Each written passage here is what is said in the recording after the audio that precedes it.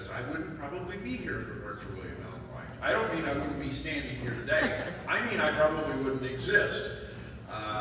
My father, actually my grandmother, back in the 1940s, was the Cassidy correspondent for the Emporia Gazette. Oh. And William Allen White used to come out and visit them. They had a little restaurant, hotel, gas station, general store, whatever in Cassidy. And he'd come out and picnic with them. And it was in the 1940s. My father had just turned 18. And he just enlisted in the Army. And William Allen White told him, says, Bill, you go off there to Germany and kill some Nazis. then you come back to KU and get a journalism degree, and then you come here to Emporia and I'll hire you on to the Gazette. Well, that was my father's plan. He went off to Germany, he killed some Nazis, he went back to KU, got his journalism degree. Mr. White had died before that happened. That's right.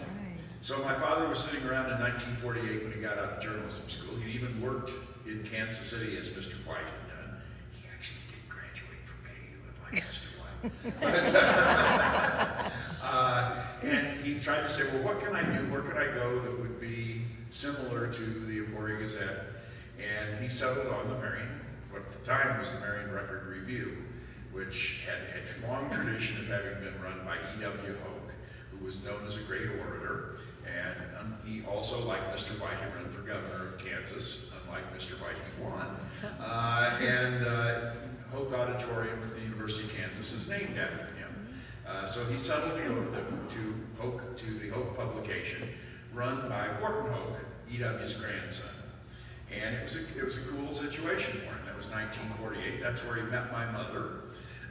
And so if he hadn't gone there, I might not be here. It was a fun operation for him. He, first week, they got to the end of the first week, and the bookkeeper came in and asked Wharton, says, what were we supposed to pay Bill? And Wharton looked at my father and said, we never talked about that. We never talked about what you were going to get paid. He'd been there a week and working. He says, we'll just pay him the same as I get paid. And this was back in a day when people cared about jobs, about what the job meant, and what you were doing in service to a community, not so much about what it was going to be for your personal aggrandizement. Well, my father continued to work in good partnership with Wharton. In fact, they had an office, they had the same size desks, both in the same room. I mean, this was almost like a partnership. For the next 20 years or so, a little less than 20 years, and Wharton had a lot of health problems and died very young. He still had kids in lower grades in grade school when he passed away. And my father took over the paper for the next 30 years and ran it for the Hoke family. In 1998, my father was my age now and wanting to retire, and was looking around and talked to the Hoke family and said, well, what are you going to do? He said, well, we're going to have to sell the paper. And we looked at who was out there willing to buy papers, and there were various different groups. Every one of them is now either part of Cherry Road or Gannett, and we didn't like what they'd done to newspapers that they had bought. So I, at that time, had just finished spending about 20 years as an editor at the Milwaukee Journal, and had gone on to be a tenured journalism professor at the University of Illinois. And I decided to put up half the money. My parents put up the other half of the money. The Hokes sold it to us for probably half what it was worth, and we bought the paper with the idea that we were going to turn it into an employee-owned company. Well, that didn't work. One of the people that we thought was going to be the main news partner, he fell in love with somebody from Des Moines and had to move there. You know how that all works. And we didn't do it. So we tried to run it. My father stayed there till his death, about 10 years later. And after that, I sort of took over as the publisher in absentia with my mother's help, and managed to end up getting to Kansas during COVID. I had come down with teaching in Illinois. It was spring break, and I was very excited because KU, my alma mater, William Allen White School of Journalism, was #1 in the country in basketball. We were heading into the NCAA tournament, and they canceled the tournament.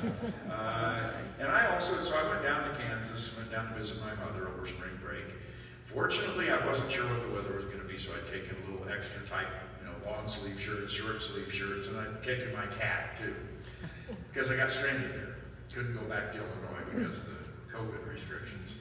And I, for the next 2.5 semesters, taught my classes from the Record newsroom and became more and more involved in the newspaper and gradually took over as basically the editor and publisher, not in absentia, but in real life sitting there. So that's how I got to Marion.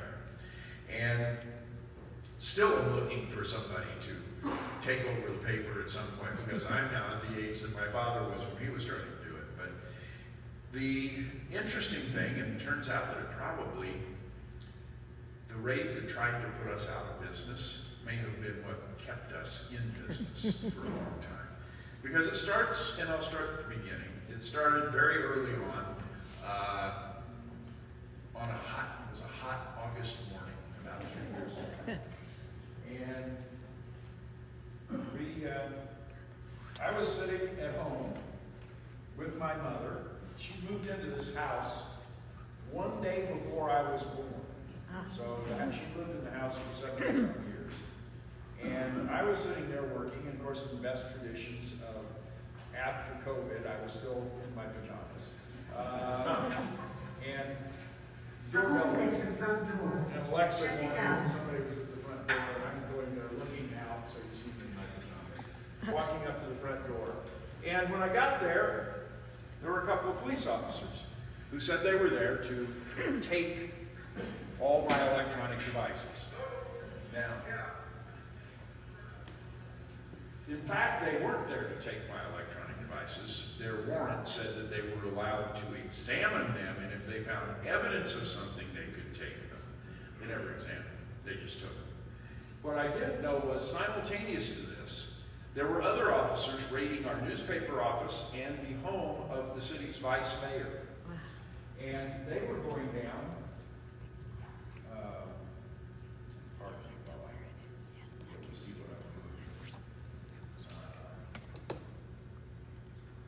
they were showing up down in the newspaper office and making our staff come in. And I'm going to try to do this. Oops, okay, hang on.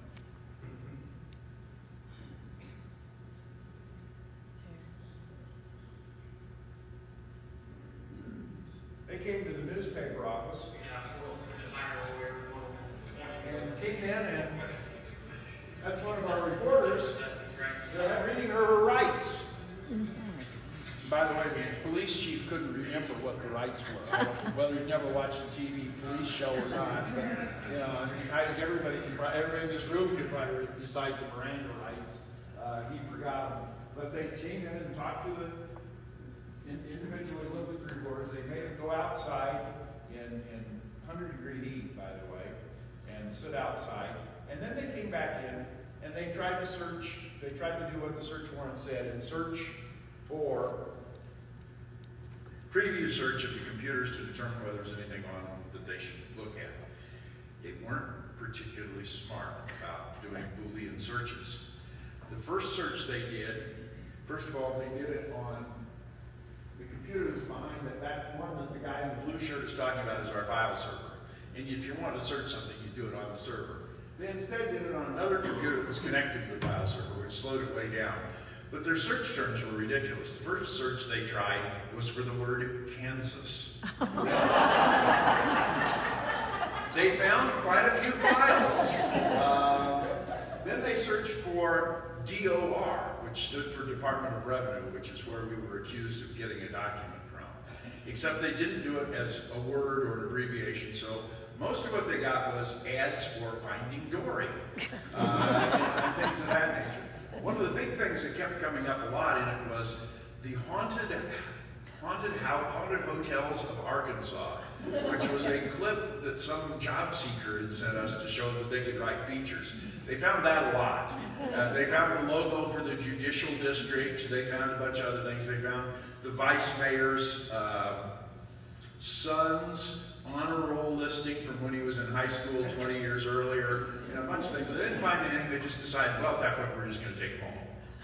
And so they came in, and they did, in fact, go through and start taking all of our computers. They walked in, and started examining the car. That's the police chief walking there, and the guy, the heavy-set guy next to him, is after the police chief was quit, he replaced him as acting police chief. He's now gone too. They managed to look. One of the things we thought at the time was that this was something the police chief was doing because earlier the police chief had been hired under some sort of suspicious circumstances. He had been a captain